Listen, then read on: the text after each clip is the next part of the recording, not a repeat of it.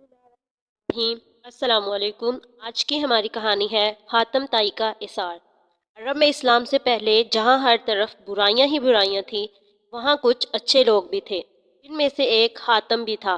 حاتم کے بارے میں بے شمار کہانیاں بیان کی گئی ہیں، جن میں سے اگر مبالغہ نکال بھی دیا جائے تو پھر بھی حقیقت یہی ہے کہ حاتم کی سخاوت ضرب المثل ہے۔ اسلام میں حضرت عثمان کی سخاوت مثالی ہے۔ ان کے بارے میں بے شمار واقعات مشہور ہیں۔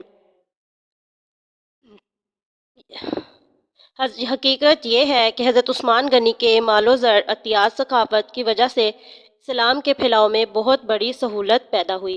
حاتم کا تعلق اے نامی ایک قبیلے سے تھا، اس نسبت سے اسے حاتم طائی کہا جاتا ہے۔ وہ یمن کا حکمران تھا۔ یمن کا علاقہ عرب سے بھرا ہوا تھا۔ عرب پر ان دونوں نوفل نامی بادشاہ کی حکومت تھی۔ وہ حاتم کی سخاوت اور علاقے میں مقبولیت سے بہت پریشان تھا۔ اس کی سخاوت سے محض یمن کے لوگ ہی فائدہ نہیں اٹھا سکتے تھے، بلکہ اس تک پہنچ جانے والا ہر شخص اس کی سخاوت سے فائدہ اٹھا سکتا تھا۔ بہت سے لوگ تو محض اس کا امتحان لینے کے لیے اس کے پاس چلے جاتے، اور وہ ہمیشہ ہر امتحان میں کامیاب ہوا۔ ایک مرتبہ کسی کو معلوم ہوا کہ حاتم طائی کے ذاتی استعمال کا گھوڑا بہت قیمتی ہے۔ اس نے سوچا کیوں نہ وہ حاصل کیا جائے۔ چنانچہ وہ شخص اس کا امتحان لینے پہنچ گیا۔ حاتم اس روز شکار کرنے کے لیے نکلا تھا۔ اتفاق سے اس روز اسے شکار بھی نہیں ملا۔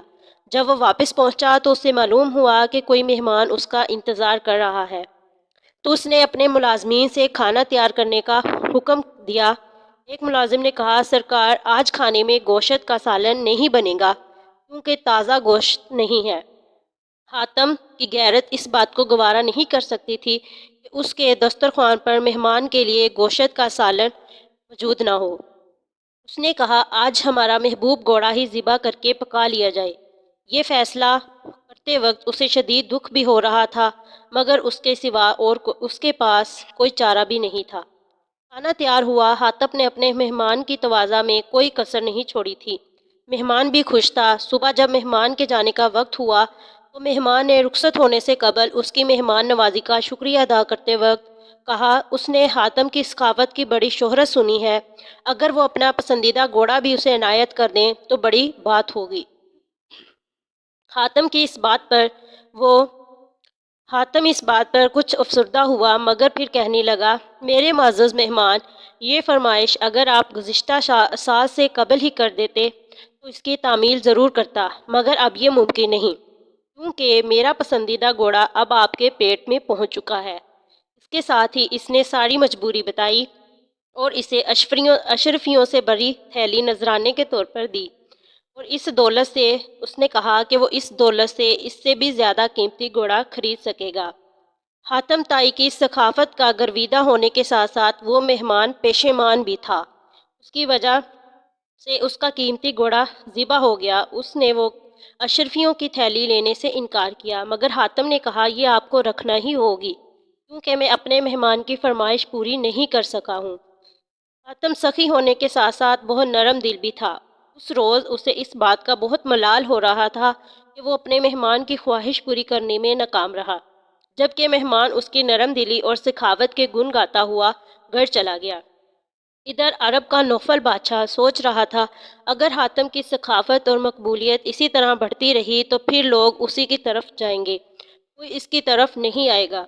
اس نے ایک بہادر اور طاقتور سپاہی سے کہا کہ وہ حاتم کو قتل کر دے، اس کے عوض اسے بھاری رقم انعام میں ملے گی۔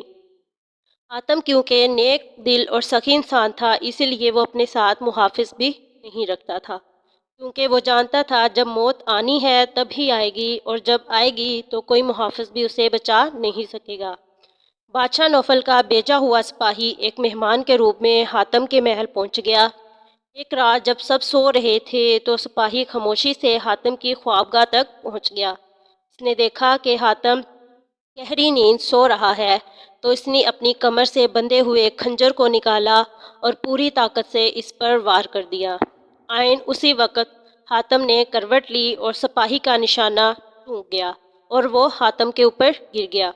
حاتم اس دوران نیند سے بیدار ہو چکا تھا۔ اس نے اپنے مہمان سپاہی کو قابو کر لیا اور اس سے پوچھا، اس نے ایسا کیوں کیا ہے؟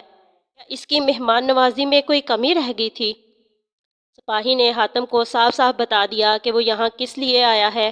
حاتم نے اسے کہا کہ اگر مجھے قتل کر کے تمہیں دولت ملتی ہے تو فوراً قتل کر دو، اس سے پہلے کہ میرے ملازم آ جائیں۔ مجھے مار سکتے ہو، میں مزاحمت نہیں کروں گا۔ سپاہی یہ سمجھ رہا تھا اب اس کی موت آ گئی ہے، کیونکہ حاتم کی پکڑ سے اس کا نکل جانا ناممکن تھا۔ حاتم کا یہ رویہ دیکھ کر سپاہی کہنے لگا، حضور مجھے معاف کر دیں، مجھ سے بہت بڑی غلطی ہو گئی ہے۔